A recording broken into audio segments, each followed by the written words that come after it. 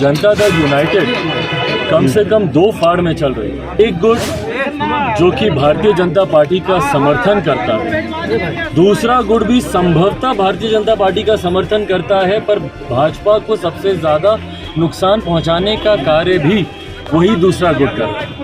एक गुट में आरसीपी सिंह जी हैं तो दूसरे में मुख्यमंत्री नीतीश कुमार का आरोप जब आप लगा रहे हैं, आप ये भूल जाते हैं कि जिनके ऊपर आप आरोप लगा रहे हैं वो आप ही की पार्टी के पूर्व राष्ट्रीय अध्यक्ष हैं।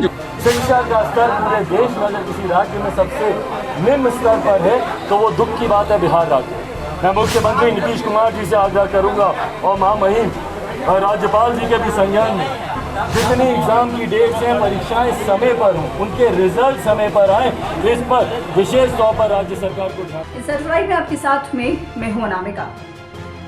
चिराग पासवान राज्य में कहीं भी दौरे पर जाते हैं तो उनके साथ उनके समर्थकों का एक हुजूम उमड़ पड़ता है। इसी क्रम में कल यानी कि शनिवार को चिराग पासवान गया अंतर्राष्ट्रीय हवाई अड्डा पहुंचे थे। इस दौरान उनका जोरदार स्वागत भी किया गया, ढोल बाजे के साथ में उनका स्वागत किया गया। चिराग पासवान गया जिले के कोंच प्रखंड में आयोजित कार्यकर्ता सम्मेलन में और साथ ही साथ वहां पर कई कार्यक्रम थे, इसमें शिरकत करने के लिए पहुंचे थे, जहां पर उनके समर्थकों के द्वारा उनका जोरदार स्वागत किया गया। लोक जनशक्ति पार्टी के राष्ट्रीय अध्यक्ष चिराग पासवान ने तमाम तरह की बातें कही यहां पर पहुंचने के बाद में, और इस बार उन्होंने सरकार पर एक बार फिर से हमला बोला है, खास करके नीतीश सरकार के ऊपर में जम करके हमला बोला है। इस बार वो बिहार में एजुकेशन सिस्टम को लेकर के सरकार पर धावा बोले हैं। चिराग पासवान ने साफ कहा है कि बिहार में एजुकेशन सिस्टम की जो हालत है वो काफी ज्यादा खराब हो चुकी है। 3 साल का कोर्स पूरा होने में 5 साल लग जा रहे हैं। शिक्षा की स्थिति ऐसी हो गई है कि छात्रों को आंदोलन करना पड़ रहा है।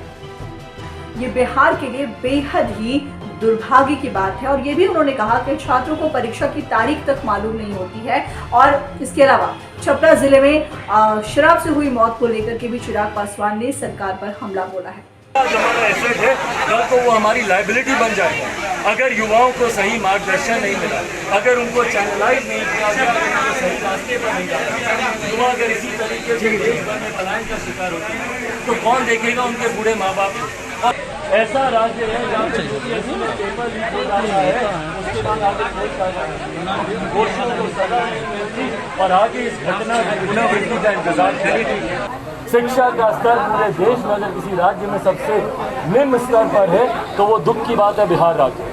मैं मुख्यमंत्री नीतीश कुमार जी से आग्रह करूंगा और महामहिम राज्यपाल जी के भी संज्ञान में ये तमाम विषय दूंगा और मैं आग्रह करूंगा कि बिहार में कोर्सेज पर ध्यान दिया जाए, कोर्स समय सीमा पर पूरे हों, जितनी एग्जाम की डेट्स हैं, परीक्षाएं समय पर हों, उनके रिजल्ट समय पर आए, इस पर विशेष तौर पर राज्य सरकार को ध्यान देने। तो अब देखिए तमाम तरह की जो चीज़ें हैं, चिराग पासवान स्टूडेंट्स को लेकर के हमेशा ही उनकी जो प्रॉब्लम्स होते हैं उसको सुनने के लिए जाते हैं और उन पर बात करते हैं। लेकिन इस बार इतनी ही बात पर वो नहीं रुके। इस बार जेडीयू और बीजेपी के रिश्ते पर भी चिराग पासवान ने बड़ी बात कह दी है। उन्होंने कहा कि जेडीयू जो है वो अब 2 गुटों में बट गया है। एक गुट ऐसा है जो बीजेपी का सपोर्ट करता है, तो वहीं दूसरा गुट ऐसा है जो सामने से तो बीजेपी का सपोर्ट जरूर करता है लेकिन वो सिर्फ दिखावे के लिए है, बल्कि वही दूसरा गुट बीजेपी को ज्यादा नुकसान पहुंचाने की कोशिश में लगा रहता है।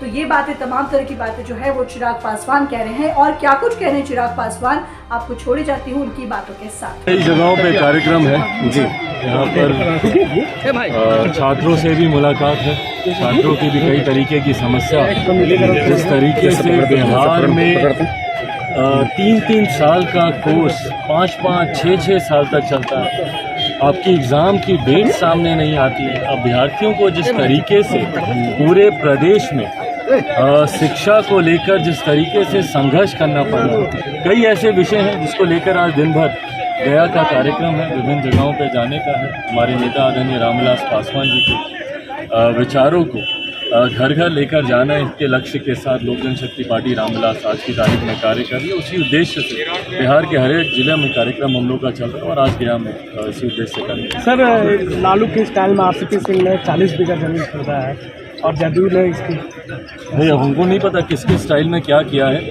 पर हमको इतना पता है कि आज की तारीख में जनता दल यूनाइटेड कम से कम 2 फाड़ में चल रही है। 2 गुट जनता दल यूनाइटेड में बन गए हैं। एक गुट जो कि भारतीय जनता पार्टी का समर्थन करता है, दूसरा गुट भी संभवतः भारतीय जनता पार्टी का समर्थन करता है, पर भाजपा को सबसे ज़्यादा नुकसान पहुंचाने का कार्य भी वही दूसरा गुट कर रहा है।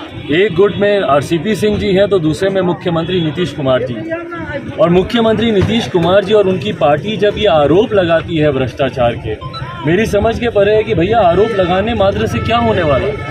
भाई सरकार आपकी है, कार्रवाई कीजिए, जांच करके तथ्य आज की तारीख में आपको सामने देने चाहिए।